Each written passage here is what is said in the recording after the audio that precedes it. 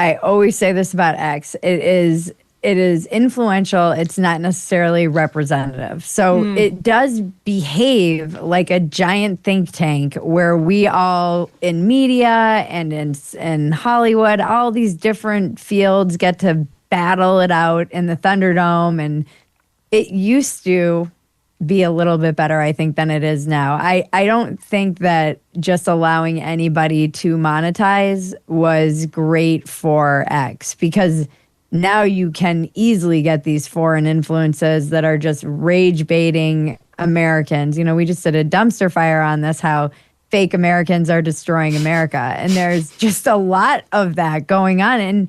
And I said, if you're somebody like you or me who is observing the thing I love about X is you can observe the discourse from 30,000 feet and see very quickly, like, all right, here's what the libertarians are saying on the right and the left somewhat. Here's what the far left is saying. Here's what the far right's saying. Here's what the centrists or the classical liberals, like, all very quickly in one. If you have a good list or a couple of lists, you can get a pretty quick overview of where everybody's sitting on one topic or all topics. If you're not viewing it that way and you're just partaking in it as somebody who's using X, or maybe you just are new to it, you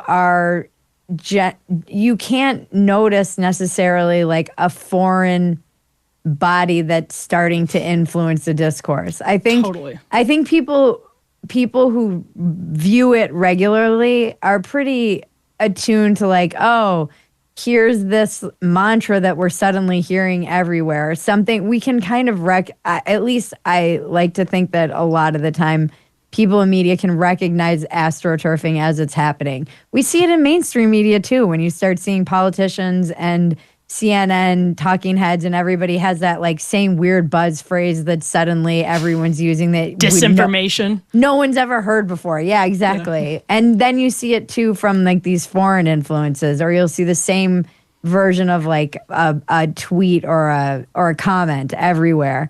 But I don't know that the average person is going to be able to recognize that. And I always try and tell people, I'm like, you're probably fighting with a 12-year-old or like a Pakistani on Twitter. Don't waste your time doing it. Why not both? Or both. A 12-year-old Pakistani. Probably more often than not.